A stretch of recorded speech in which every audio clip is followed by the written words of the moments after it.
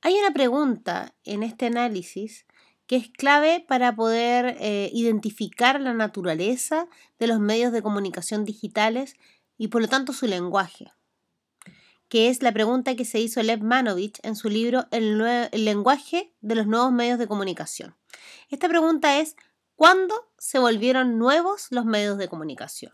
Que en el fondo quiere decir cuándo se hicieron digitales y dejaron de ser analógicos. ¿Y qué implica el hecho de que se hayan hecho nuevos? Bueno, para esto Lev Manovich hace todo un recorrido de la historia de la informática y de la historia de los medios de comunicación. Y se da cuenta de que esas historias habían corrido durante el siglo XX de manera paralela.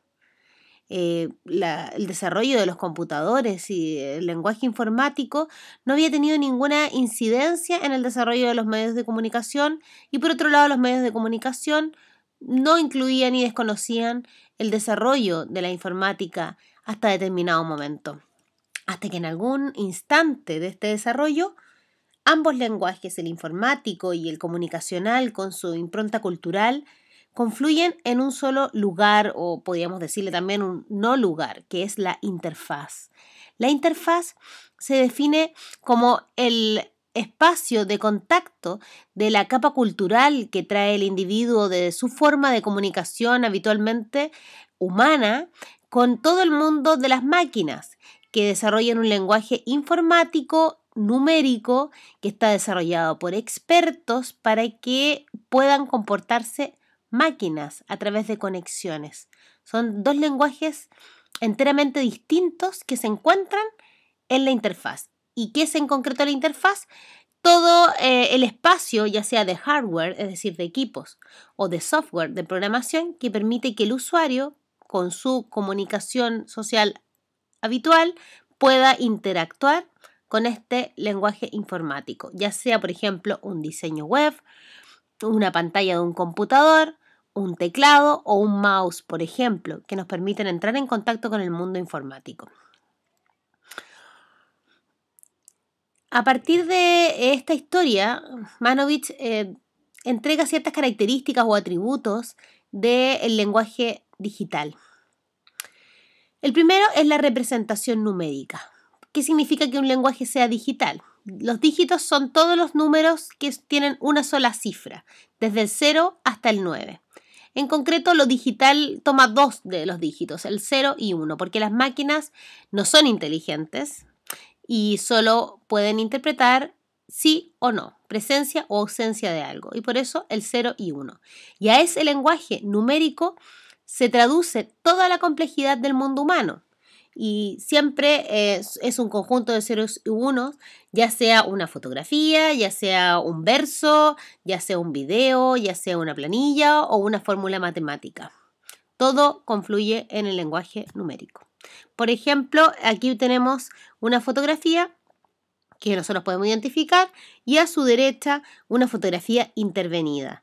Porque la representación numérica, el hecho que cualquier cosa pueda convertirse en una secuencia de ceros y unos, la hace moldeable. La permite que varíe y que se transforme solamente cambiando esa secuencia numérica. Y esa es la ventaja del lenguaje digital. Otra característica es la modularidad. Y para entender este concepto es importante también definir dos conceptos claves de las matemáticas o de las estadísticas: la diferencia entre datos continuos y datos discretos.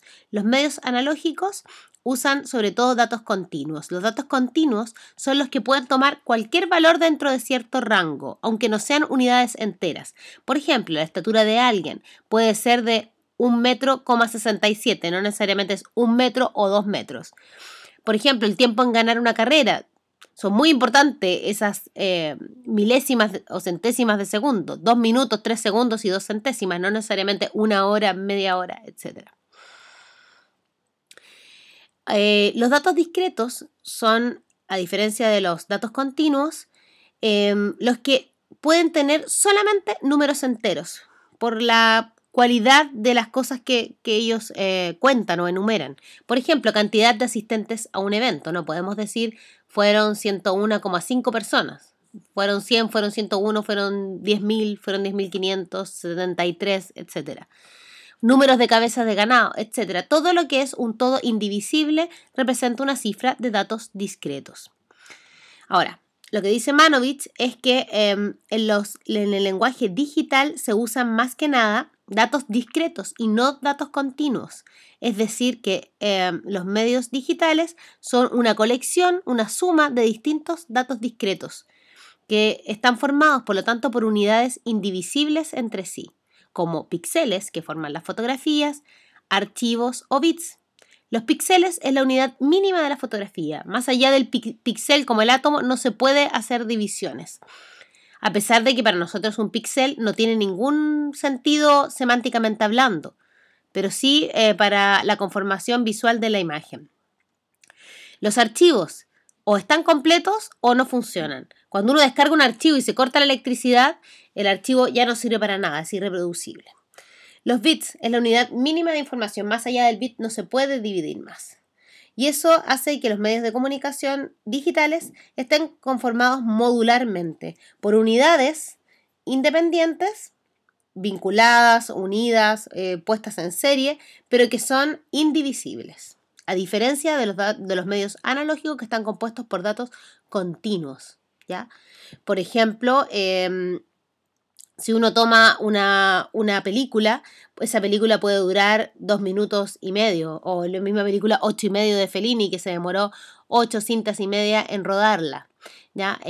Son datos continuos.